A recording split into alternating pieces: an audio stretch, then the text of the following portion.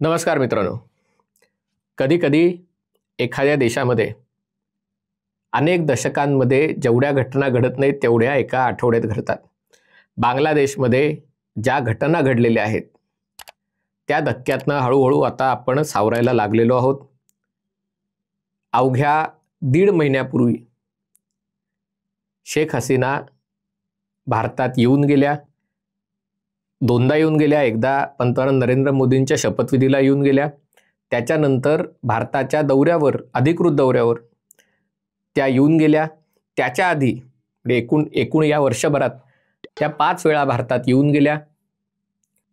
या वर्षीच्या जानेवारीत त्यांचा प्रचंड विजय झाला होता. जरी अवघ्या 42% लोकांनी मतदान केलं आणि विरोधी पक्षांनी म्हणजे BNPनी या निवडणुकांवर बहिष्कार टाकला होता, पण तरी देखील शेख हसीना यांच्या आवामी लीग पक्षाचा मोठा विजय झाला. आणि असं असताना ज्या प्रकारच्या घटना घडल्या, म्हणजे बांगलादेशच्या उच्च न्यायालयाने 2018 सालचा सरकारचा निर्णय उलटवून टाकत पुन्हा एकदा 50%हून जास्त आरक्षण देशामध्ये आणलं. त्याच्यामुळे विद्यार्थी रस्त्यावर उतरले.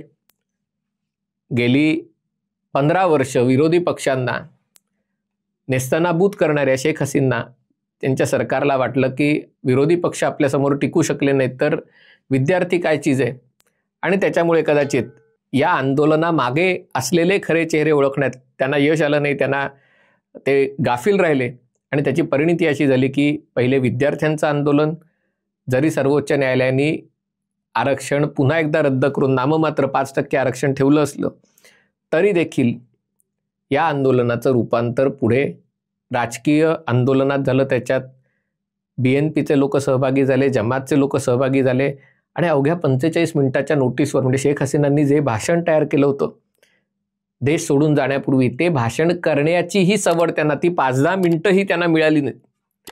कारण जर ते भाषण करेपर्यंत त्या थांबल्या असत्या तर त्यांच्या निवासस्थानावर हल्ला करून त्यांची हत्या करण्यात आली असती. त्यानंतर ज्या प्रकारे प्राध्यापक मोहम्मद युनूस, नोबेल लॉरेट, आणि अमेरिकेतल्या वेगवेगळ्या NGO सर्किटमध्ये त्यांचे लोकप्रिय असलेले, मागे ग्रामीण बँकेचे संस्थापक आणि ग्रामीण बँकेच्या माध्यमातून बांगलादेशच्या अर्थव्यवस्थेत एक सुधारणा करणारे मोहम्मद युनूस वयाच्या 83व्या वर्षी बांगलादेशच्या हंगामी सरकारचे अध्यक्ष म्हणून येतात. हे सगळं चालू असताना पोलीस संपावर जातात, पोलीस याच्यातनं बाहेर पडतात आणि त्यामुळे या संतप्त जमावाकडनं जे भ्रष्टाचाराविरुद्ध रस्त्यावर उतरले असतात ते हिंदूंना लक्ष्य केले जातात. गावाच्या गावांवर हल्ले केले जातात, बलात्कार केले जातात, हत्या केल्या जातात. आत्तापर्यंत आकडा समोर आला आहे की किमान 200 लोक मारण्यात आले, 200 हिंदूंना मारण्यात आलेलं आहे. प्रत्यक्षात जेव्हा खरा आकडा बाहेर येईल तेव्हा सगळ्यांना धक्का बसेल. परंतु जसं आपल्याकडची सगळी सेलिब्रिटी मंडळी ऑल आईज ऑन राफा अशी भूमिका घेतात, तशी all eyes on Bangladesh, all eyes on Bangladeshi Hindus हे म्हणण्याचं धाडस त्यांच्यात होत नाही. ही अतिशय दुर्दैवी गोष्ट आहे. आता या सगळ्या गोष्टी मागे नेमकं कोण आहे, काय आहे, याचा उलगडा व्हायला लागेल. अजूनपर्यंत हा झालेला नाही आहे. शेख हसीना यांनी थेट अमेरिकेला आणि बायडन प्रशासनाला याच्यामध्ये जबाबदार धरलेलं आहे. त्यांचं असं मत आहे की बायडन प्रशासनाला बांगलादेश, म्यानमार आणि भारत यांच्या सीमांवर एक ख्रिस्ती देश झोलँड म्हणून तयार करायचा आहे. म्यानमारमध्ये तिथल्या लष्करी राजवटीविरुद्ध प्रचंड मोठं आंदोलन सुरू आहे.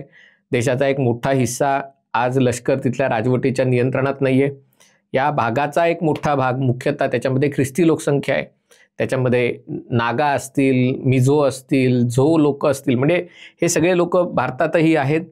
आणि बांगलादेशचा एक, बांगलादेश म्यानमार जिथे सीमा मिळते हा भाग, याच्यात हा देश तयार करायचा. आणि बांगलादेशचं सेंट मार्टिन आयलंड आहे ते म्यानमारच्या अगदी जवळ आहे, तिथे एअरबेस तयार करून त्याच्याद्वारे हा देश तयार करायचा, त्यांना रसद पुरवायची बंडखोरांना. ही सगळी योजना असल्याचं शेख हसीना यांच्या कडनं स्पष्ट करण्यात आलं. हे का बरं चालू आहे याचं कारण म्हणजे अमेरिकेत जो बायडन यांचं सरकार हे पुरोगामी विचारांचं उदारमतवादी सरकार आहे. याच्यामध्ये एक लोकशाही समर्थक वर्ग मोठ्या प्रमाणावर आहे आणि दुसरीकडे याच्यामध्ये एक अरब मुस्लिम वर्ग आहे. गाझामधल्या युद्धामुळे हा सगळा वर्ग अस्वस्थ आहे, कारण जो बायडन यांनी अतिशय आग्रहीपणे इस्रायलचा बचाव केलेला आहे. आणि आपण ज्या पक्षाला मतदान करतो तोच जर इस्रायल धार्जिणा असेल, तोच नेता इस्रायल धार्जिणा असेल, तर मग मतदान कशाला करायचं? आणि मग मतदान केलं नाही तर मग डोनाल्ड ट्रम्प निवडून येऊ शकतात. आणि त्यामुळे मग असं म्हणतात की गाझाचं आईस्क्रीम नाही तर ढाक्याचा लॉलीपॉप देण्याचा प्रयत्न अमेरिका करते. मुद्दा असा आहे की या सगळ्यामध्ये भारत एक बेसावध राहिला का? भारताने आपली सगळी गुंतवणूक शेख हसीनांच्या पारड्यात केली का? म्हणजे putting all your eggs in one basket असं म्हणतात. आणि आता भारताला अशा प्रकारचा धक्का बसला का? म्हणजे मालदीव्समध्ये धक्का बसला, श्रीलंकेत धक्का बसला, अफगाणिस्तानात धक्का बसला. अफगाणिस्तानातही भारताने $3 अब्ज गुंतवणूक केली होती, मालदीव्समध्येही केली होती. आणि बांगलादेशमध्ये तर सगळ्यात जास्त, माझ्या माहितीप्रमाणे तर $8 अब्ज गुंतवणूक का कर्ज त्यांना दिलं होतं. $16 अब्ज व्यापार होता. आणि आता बांगलादेशमध्ये अंतरिम सरकारचं पुढे काय होणार? तिथे निवडणुका होणार का? निवडणुका झाल्या तर निवडणुकांच्या पूर्वी जमाते इस्लामीवरची बंदी हटवण्यात येणार का? कारण अशा प्रकारची आग्रही मागणी ISI समर्थकांकडनं, अल जझीरा, कतार, तुर्की आणि पाकिस्तानकडनं, तिथल्या गटांकडनं करण्यात येत आहे. आणि त्याला अमेरिकेच्या ही काही लोकांचा पाठिंबा असू शकतो. आणि असं काही झालं तर जी सगळ्यात सुरक्षित सीमा होती, जी सगळ्यात शांत सीमा होती, ती सगळ्यात मोठी डोकेदुखी ठरणार का हा विषय? म्हणून म्हटलं की अशा अर्धवट माहितीवर आरोप करणं योग्य होणार नाही. कारण आता अशा प्रकारची इंडिकेशन्स देत आहेत की याच्यामध्ये चीनचा काय हात आहे, पाकिस्तानचा काय हात आहे, कतार काय करतंय, टर्की काय करतंय, युरोप काय करतंय, अमेरिका काय करते. आणि म्हणून म्हटलं की याच्यावर आरोप करणं आत्ताच्या घडीला योग्य होणार नाही. या गोष्टीच्या वर नीट नजर ठेवली पाहिजे. पण हे खरं आहे की कुठेतरी गाफील राहिला झालेलं आहे. याच्यामध्ये बांगलादेशच्या हायकोर्टाचा वापर करण्यात आलाय का ते देखील बघितलं पाहिजे. पण दुसरीकडे ही गोष्ट ही लक्षात ठेवणं आवश्यक आहे. कारण आता चर्चा आहे की जे गोष्ट बांगलादेशमध्ये घडली तशीच गोष्ट भारतात होणार का? भारतातही सर्वोच्च न्यायालयाच्या माध्यमातून असा काही वादग्रस्त निर्णय दिला जाणार किंवा सरकारच्या एखाद्या कायद्याविरुद्ध, म्हणजे आता हे वक्फ सुधारणा विधेयक जे आणलं होतं ते नशीब आता JPCकडे गेलं. पण या विधेयकाच्या निमित्ताने लोकांना रस्त्यावर उतरायचं, हिंसाचार घडवायचा. आणि ज्या प्रकारे राहुल गांधी आरोप करतायत, आता हिंडेनबर्गवरच्या माध्यमातून त्यांनी अदानीवर आरोप केलाय, सेबी सारख्या संस्थांवर आरोप केलाय. म्हणजे तुम्ही लोकांच्या मनात सरकार आणि व्यवस्थेबद्दल असलेल्या आत्मविश्वासाचं खच्चीकरण करण्याचा प्रयत्न करताय. आणि या सगळ्या गोष्टी भारतात घडल्या तर काय होणार? आपल्याकडे पण अराजक सदृश्य परिस्थिती होणार का? कारण अमेरिकेत परिस्थिती अशांत आहे, ब्रिटनमध्ये मोठ्या प्रमाणावर दंगे सुरू आहेत. आणि असंच भारतात झालं तर काय होणार? मला असं वाटतं की या सगळ्याबद्दल गंभीर चिंता असली तरी अतिशय शांतपणे विचार केला पाहिजे. एक लक्षात घेतलं पाहिजे, भारत आणि बांगलादेश यांच्यात फरक आहे. बांगलादेश हा जरी अनेक क्षेत्रामध्ये त्यांनी प्रगती केली असली, चांगली प्रगती केली असली, तरी भारताच्या तुलनेत बांगलादेशचा जीव छोटा आहे. दुसरी गोष्ट आपण लक्षात घेतली पाहिजे की बांगलादेशमध्ये या गोष्टी घडल्या, म्हणजे एखादं सरकार उलथवणं सोपं आहे, पण असा एक ख्रिस्ती देश तयार करणं आणि त्या ख्रिस्ती देशाच्या माध्यमातून कारवाया करणं हे अवघड आहे.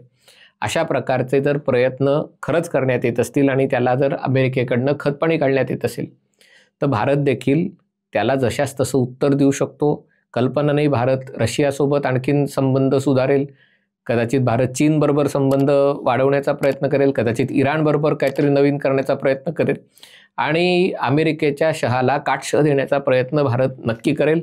दुसरी गोष्ट, अशा प्रकारचं जर एक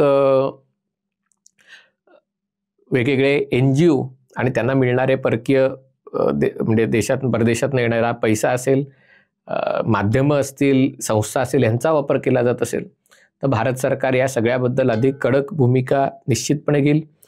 भारतासाठी आत्ता महत्त्वाचं काय ते लक्षात घ्या. म्हणजे अनेकांचं मत आहे की बांगलादेशांच्या हिंदूंच्या संरक्षणासाठी भारताने बांगलादेशवर आक्रमण करावं, त्यांना तिकडनं परत आणावं, या सगळ्या गोष्टी महत्त्वाच्या आहेत. पण मला असं वाटतं आत्ता डोकं शांत ठेवून काम केलं पाहिजे. आत्ता हळूहळू वातावरण निवळतंय.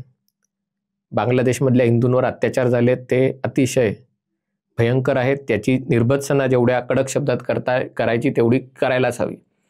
पण लगेच आत्ता या सगळ्या लोकांना परत आणायचा प्रयत्न करणं, तिथे काहीतरी कडक भूमिका घेणं हे आत्ता तरी भारत सरकार करेल असं मला वाटत नाही. कारण भारताचे जे हितसंबंध आहेत जे अनेक वर्षात तयार झालेले आहेत, भारतीय कंपन्यांची, भारत सरकारची गुंतवणूक आहे, ती गुंतवणूक पाण्यात जाऊ देणार नाही. दुसरी गोष्ट, ईशान्य भारताचा विकास आहे, त्यात बांगलादेशची महत्त्वाची भूमिका आहे. ईशान्य भारताला चितगाव, मोंगला सारख्या बंदरांचा ॲक्सेस मिळणं, त्याच्यामुळे तिथला माल परदेशात जाणं, बांगलादेशमुळे शक्य झालेलं आहे. पूर्वी कलकत्त्यापासून मणिपूरपर्यंत, त्रिपुरापर्यंत रस्ते मार्गे जायला 3-3 दिवस लागायचे. आता बांगलादेशच्या मार्गे कलकत्त्याहून त्रिपुरापर्यंत, मिझोरामपर्यंत 8 ते 10 तासात मालवाहतूक होते. म्हणून म्हटलं की या अनेक गोष्टी भारताच्यासाठी महत्त्वाच्या आहेत. दुसरीकडे बांगलादेशलाही कल्पना आहे की बाकी जगाने त्यांना किती मदत केलं तरी भारत त्यांचं नाक दाबून तोंड उघडू शकतो. भारतातनं बांगलादेशमध्ये 54 नद्या वाहतात. या नद्यांना पूर येणं किंवा या नद्यांची पात्र कोरडी नाही पडणार, पण पाणी कमी होणं, याद्वारे भारत बांगलादेशची नाकेबंदी करू शकतो. भारतावर बांगलादेश मोठ्या प्रमाणावर अवलंबून आहे, कारण सगळ्यात मोठा व्यापारी भागीदार भारत आणि चीन आहेत. आणि या देशांनी भूमिका घेतली, कारण जर अमेरिका दार्जिने या गोष्टी जर मोहम्मद युनूस यांचं सरकार करायला लागलं तर दोन्ही साईडनी फटका बसू शकतो. आणि त्यामुळे मला असं वाटतं की आत्ता भारत सरकार ज्याला कूटनीती आहे, डिप्लोमसी आहे, त्याच्यावर भर देईल. अमेरिकेला संदेश जाईल की ठीक आहे, तुम्हाला हे हवं होतं, हे झालंय, आता शांत बसा. आता जर या बांगलादेशमध्ये जी परिस्थिती आहे त्याचा वापर करून जर तुम्ही म्यानमारमध्ये एक ख्रिस्ती देश तयार करायचा प्रयत्न केला आणि भारताच्या सुरक्षेवर घाला घालण्याचा प्रयत्न केला तर त्याचं उत्तर त्याच भाषेत दिलं जाईल. तिसरी गोष्ट आहे की भारतीयांना, अमेरिकेतल्या आणि जगभरातल्या भारतीयांना संघटित करायचे प्रयत्न झाले पाहिजेत. ही दुर्दैवाची गोष्ट आहे, खरंच दुर्दैवाची गोष्ट आहे की अमेरिका स्थित भारतीय जे आज तिकडचे सगळ्यात सुशिक्षित आणि सगळ्यात श्रीमंत, अगदी ज्यू लोकांपेक्षा श्रीमंत लोक आहेत, पण ज्यू लोक जशा प्रकारे त्यांनी स्वतःला राजकीयदृष्ट्या संघटित केलेलं आहे तशी परिस्थिती अजून हिंदूंची नाही असं म्हटलं जातं. अमेरिकेतले भारतीय खूप कमी प्रमाणात, अगदी 20% पण मी ऐकलंय, खरा खोटा थोडासा अभ्यास करावा लागेल, पण 15 ते 20% लोकही मतदान करत नाहीत. आणि जेव्हा अमेरिकेतली सगळ्यात शक्तिशाली समाजांपैकी एक असलेला भारतीय समाज जर मतदानच करत नसेल तर अमेरिकेचं धोरण ठरवणं आणि ते आपल्या बाजूने झुकवणं या गोष्टी कसं करणार हा प्रश्न आहे. आणि म्हणून या गोष्टीही महत्त्वाच्या आहेत, त्याच्यावरही विचार करणं आवश्यक आहे. मला असं वाटतं की बांगलादेशमधल्या घटनांकडे भारत पूर्ण अभ्यास करतोय. मोहम्मद युनूस यांच्या सरकारशी भारताने पुन्हा संबंध प्रस्थापित केलेले आहेत आणि याच्यातनं ज्याला म्हणतात ब्रिंकमनशिप, अशा प्रकारचं धोरण भारत त्याचा अवलंब करेल.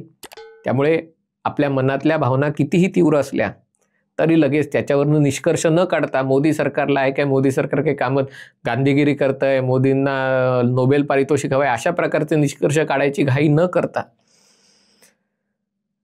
जे होतंय त्याच्याकडे शांतपणे लक्ष देणं आवश्यक आहे. डिप्लोमसी, कूटनीती हे अनेकदा बोरिंग असते, अनेकदा खूप संथ गतीने काम करत असते, पण संथ गतीने काम करता करताच गोड बोलून, जे म्हणतात ना डोक्यावर बर्फ आणि जिभेवर साखर असणं महत्त्वाचं आहे, अशा प्रकारेच अनेकदा मोठ्या गोष्टी घडवता येतात. आणि त्यामुळे परिस्थिती गंभीर आहे हे लक्षात घेताना संपूर्ण आशा अपेक्षा सोडून न देता बांगलादेशमध्ये काय घडतंय आणि त्याला आपण कशा प्रकारे प्रतिसाद देतो याच्यावर लक्ष ठेवणं आवश्यक आहे. हा व्हिडिओ आपल्याला आवडला असेल तर कृपया लाईक करा, शेअर करा आणि हे चॅनल सबस्क्राईब करा एवढीच विनंती आहे.